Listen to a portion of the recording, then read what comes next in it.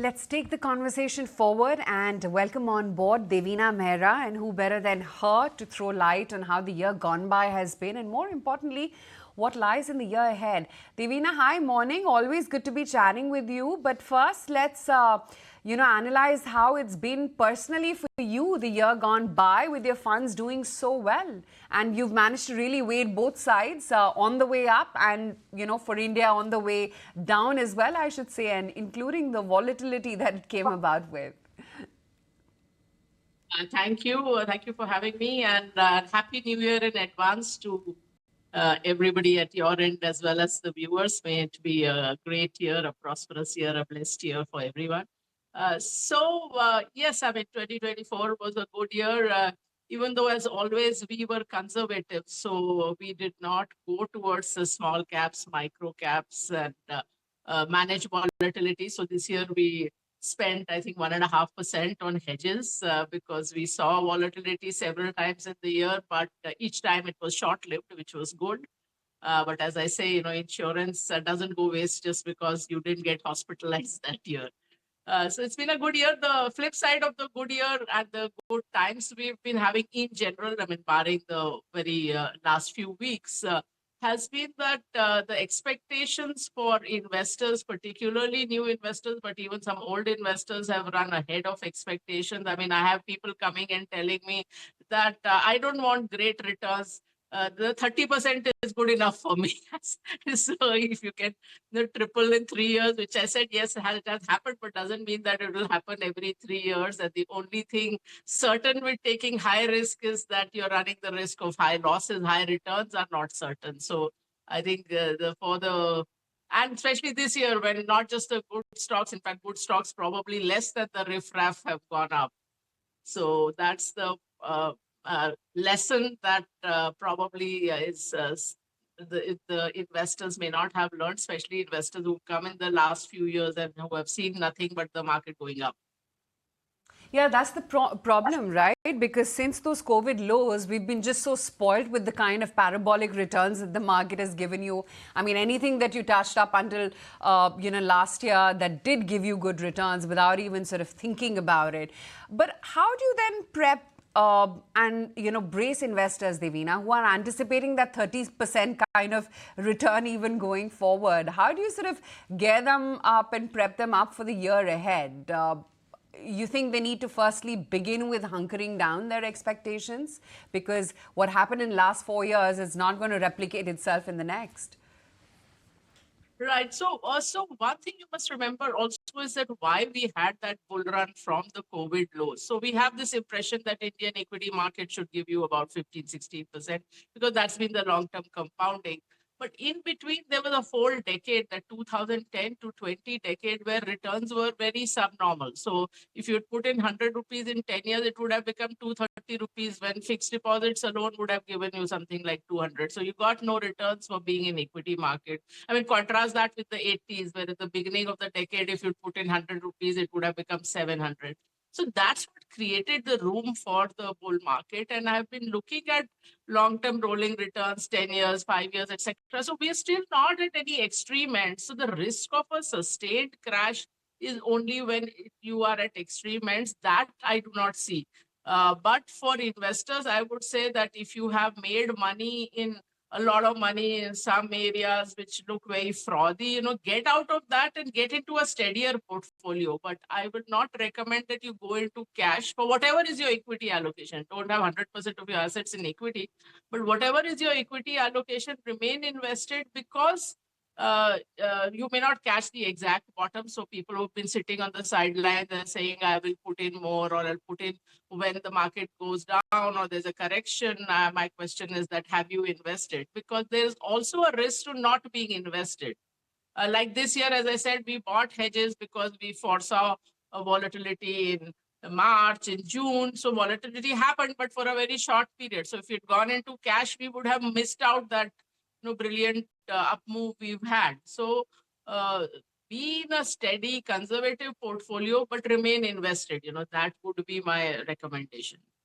Investor is Devina's call. Devina, morning. This is Snehi also joining in. I was recently reading something that you've written about asset classes, where very interestingly you've written that when there is a correction that follows a bull market and there is an uptrend visible, it's not the same set of stocks that will necessarily participate in this next bull run. You also did say that some sectors are looking frothy. So going ahead, heading into the next year, what's looking frothy, what should be avoided, and what's looking good? What do you think is going to participate in this rally, if at all we see a rally heading into next year?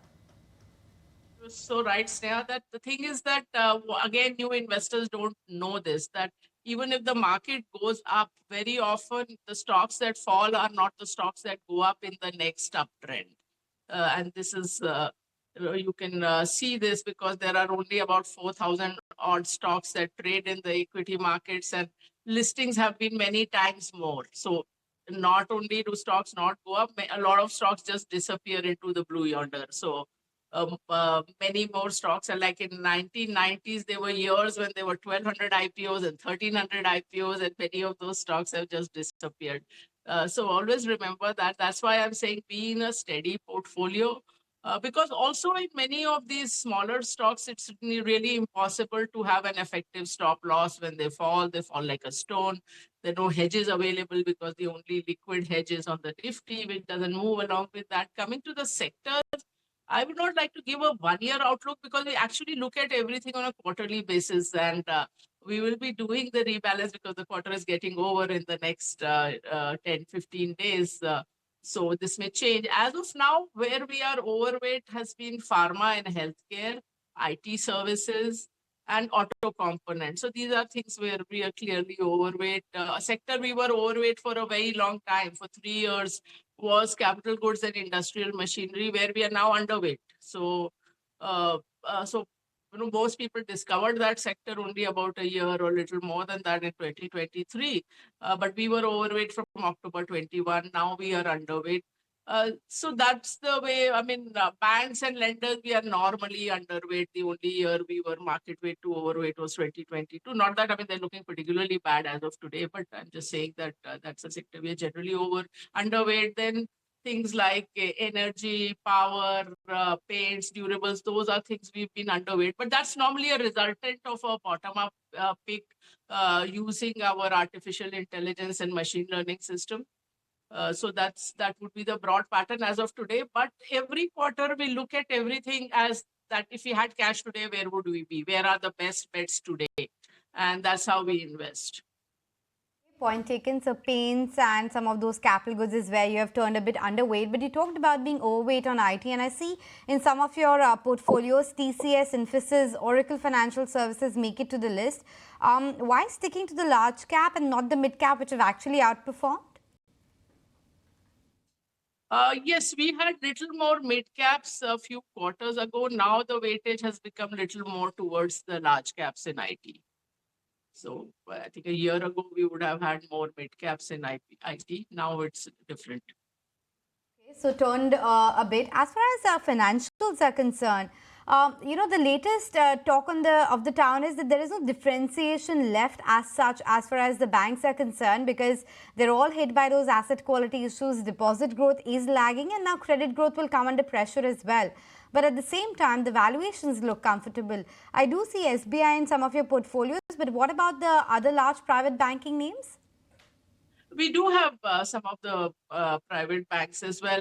I mean, banking and finance is too large a sector to just not have in your portfolio, because that's the highest weight in the index, which I wish was not the case, but that's the case. So we always have banking exposure, except that, as I said, it's not as much as it is in the benchmark. And yes, we again, about a year ago, we would have had many more PSU banks. Now the mix is more towards the private sector banks. So, but you're right on the credit side. I'm always a nervous investor in banks and lenders, because as an outsider, you can never know the credit book, and on a macro basis, you see the pressures. And I was in a conference where Mr. KV Kamath also spoke, and I'd spoken about these two things separately, but I had not put it together. He said, where do you think the derivative losses of whatever, some 1.5 lakh crores or whatever the number is, are getting funded, and they are probably getting funded through unsecured credit. Maybe it's not through bank,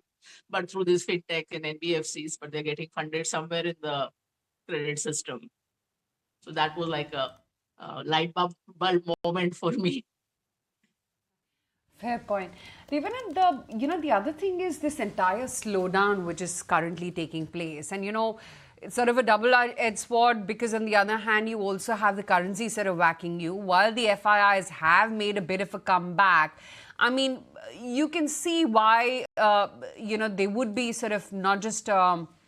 I won't say shorting, but not really deploying funds into India and other emerging markets as well. Do you see this continue? And do you think it's the dollar strength which will continue to play out for a large part of the next year too? Situation for RBI is the first thing that comes to my mind, because you are in a situation where people are pressing for cutting interest rates to boost GDP growth, and you have inflation still remaining high, even if it's driven by food inflation. And then you're trying to manage the currency, because the thing also is that today the interest rate differential between India and US, that how much interest rates in India are higher than the interest rates in the US, is at several decades low, I think 2 decades low almost, or something like that. So that actually puts a pressure on currency, because your currency becomes stronger theoretically when your interest rates are higher. So if you cut interest rates, there's further pressure on the currency. And I mean, while I don't try to predict FII flows, simply because long-term data has never shown any correlation between FII flows and the market move. I mean, we've done that exercise. So now I only track FII flows from balance of payment perspective, not really from the market perspective. And also remember, now there's been a very long time, I think something like 12 years, when US in particular and developed markets in general have hugely outperformed emerging markets. I mean, it's been, sometime that trade will change. I'm not saying it's going to change next quarter or maybe not even next year, but sometime that trade will change, because themes never last forever. Some point, emerging markets will make a comeback, and we'll have to watch for that. But difficult job for RBI to manage interest rates and currencies. If you're talking of a slowdown in the economy or consumption, that part, I mean, the funny part is that people started talking about it only after the market correction started in October, November. But I have been talking about it for a long time, because if you look at the last financial year, 23-24, private consumption number in the GDP was at a 21-year low, the growth in that number. So, that the numbers were already there. And really the way to drive that on a longer term basis is the employment question, because only if you have employment will you have consumption. So that's one big thing, besides, of course, the inflation part, because in Indians' monthly budget, food is still quite a high percentage. So if food prices go up, it crowds out a lot of other consumption, even basics like soap and shampoo and all that. Devina, thanks for that view coming in. But I was recently also reading somewhere where you've mentioned gold doesn't seem to be a particularly safe asset. But if you take a look at gold versus Nifty, gold has by far outperformed what the Nifty has done on a year-to-date basis. What's your view on gold coming in, especially when fundamentally so much is happening in the world in terms of geopolitics? On the other side, the rupee is plunging. Wouldn't that make gold seem at least more attractive compared to equities right now, or would it be the other way around? So I would say that, first of all, do have an allocation to gold always in your asset allocation. So, but it cannot be a very high allocation, because the data shows that gold has not been a safe asset in dollar terms. So the early 80s price of gold was not crossed for 20 years, 22 years or something. It went down 60% in the interim. From the next high, it went down 40%. So that's what happened. So gold has had drawdowns or losses which are just as high as any other equity class. So why does gold look so much better to us? So our grandmothers were not wrong in buying gold, because gold at that time was the only currency hedge available. So when I started working, the dollar was 12 rupees. Today it is 85 plus. So it's been an 85% depreciation in the course of less than a career. So that's why the rupee chart of gold looks fine. But the point is now you do not have to hedge your currency bets only via gold. Now the liberalized remittance scheme, LRS of RBI is very attractive. You can invest anywhere in the world. I mean, in terms of quantum, it's a very generous scheme. And this is a cause for me that Indians do not think of investing globally, or they think investing globally means buying the five US stocks they have heard of, or just buying a NASDAQ ETF. That's not global investing. So well, I mean, since it's a cause for me, I have a product which invests all across the globe in all asset classes, which starts at only $10,000. That's like 8.5 lakh rupees. Normally, you would in a private bank, you won't get it for less than $1 million, because Indians should diversify. You cannot, look at a 20, 30-year goal and how I want to reach there without looking at currency, without looking at global diversification. So one of your New Year resolutions should be global diversification, because asset allocation only within a country is not good enough. Taken, currency risk has to be taken care of, but 12 rupees, I don't even remember when that was, Devina. A long time ago perhaps, but The multi-bagger. Devina, I hope you did buy some dollar at 12 when you did start working. That time it was a criminal offense to buy dollars. It was even when you were traveling, you got $500 once in 3 years. This is well after I had started. Once in 3 years. Otherwise, you had to go with $20 on all the other trips. my God, sounds like a different era altogether. But just shifting focus now to consumption, because I'm like very intrigued to hear your thoughts around the latest one, the Swiggies, Zomatos of the world, and even Paytm. All of these have done quite well in the last few months. Do you expect that also to continue come 2025? That's not somewhere we have exposure. So I would not, have a very close view of any of those things. Though, I mean, I now see that there's like a lot of padding on the costs. I mean, in the food delivery services, I don't personally use it, but I see the data. And so at some point, I think there might even be some backlash on that. But yes, I mean, that's been in terms of where the growth has been in the economy, definitely that's been an area where there has been quite remarkable growth. The fact that it's therefore replaced something else is a different matter, that because of many of these services that Kirana stores are shutting down and all that, that's another matter. But yeah, and this has been there. But we are normally quite cautious in companies with very limited history, so we move cautiously on that. Cautious as far as that space is concerned, but within pharma, you talked about how you're overweight, but what category? Is it just the CDMO players, which everyone has got positive about, or you're looking at diagnostics, hospitals? What's the area that's interesting you right now? It's a mix. So we have been overweight now almost 2 years. So we from about the beginning of 2023, or maybe the second quarter of 2023 is when we started becoming overweight pharma, because our systems liked a lot of pharma names. And if you look at the period prior to that, there was a long period where pharma actually underperformed quite a lot. So anytime that kind of turn happens, which happened with capital goods also in 2021. I mean, people did not look at it for 2 more years because of this impression that it was a dog sector, which it had been for 12 years prior to that. So pharma also were kind of in that mode. So we'll have more pharma, some diagnostics, hospitals. I think we had something, I'm not sure whether we still hold it or not. So it's been a mix. So it's been pharma and healthcare together. We are quite overweight. Right. So, Devina, can't finish off the year before taking down your list of books to read for 2025. What's been the top recommendation?